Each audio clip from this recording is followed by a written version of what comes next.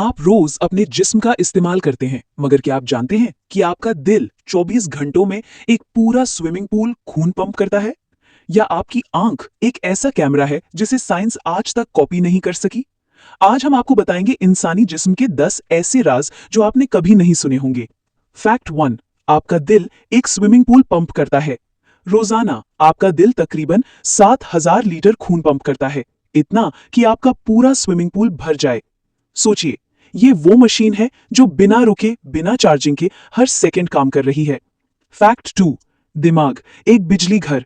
आपका दिमाग दिन भर में इतनी बिजली पैदा करता है कि वो एक कम पावर बल्ब को कई दिनों तक रोशन रख सकता है।